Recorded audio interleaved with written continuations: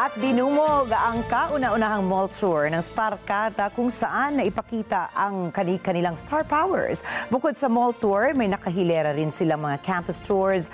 Napakakaabangan ng kanilang mga fans. Alamin ang detalye sa report ni Gianna Llanes.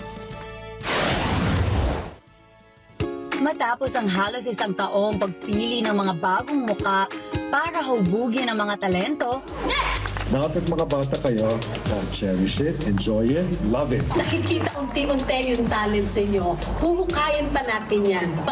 handa na ang Starkada. Umarangkada na ang kauna-unahang mall tour nila para mas maipakita ang star power ng bawat isa. Dapat pwede po ba akong makarinig ng palakpakan? Na may kasamang hiyawan!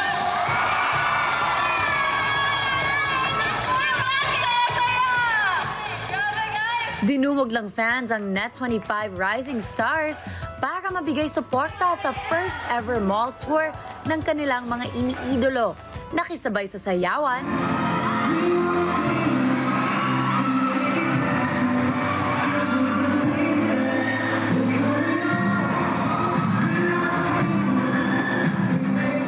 nakijam sa kantahan. Sa pagtanda, ang hiling sa Diyos ay may gawa pabo.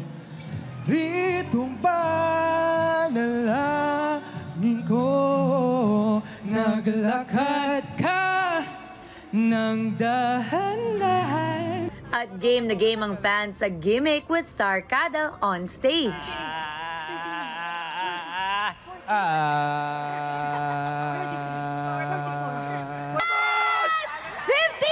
seconds lamang! Mas naging espesyal ang mall tour para kina Starkada Jera at Kanisha dahil ipinagdiriwang nila ang kanilang birthday bash kapiling ang Starkada fans.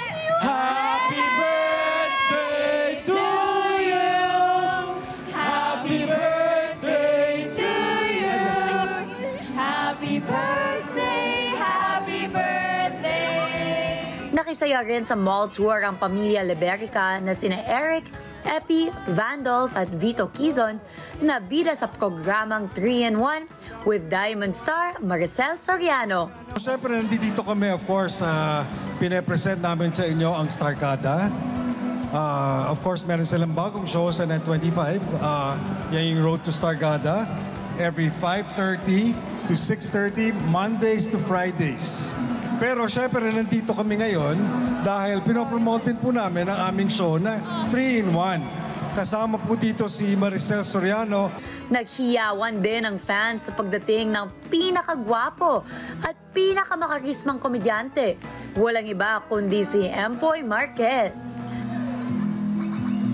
Masdan mo't makikita sa aking Kasama rin niya ang ilang cast ng kanilang sitcom na May Forever, kung saan gumaganap siya bilang Lolo Ver at Lola May naman ang katambal niya na si Alessandra De Rossi.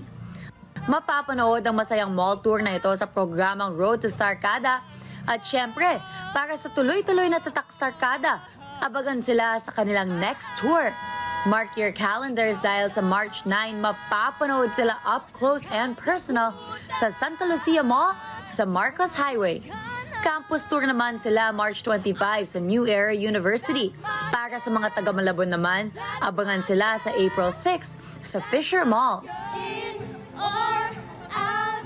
Am I in or out? Am I in or out? Gianna Llanes para sa Mata ng Agila. Matatag, matapang, matapat. Maraming salamat sa inyong pagsubaybay sa Mata ng Agila Primetime. Para malaman ang matatag, matapang at matapat na mga balita, ay i-follow lamang at mag-subscribe sa @Net25 TV.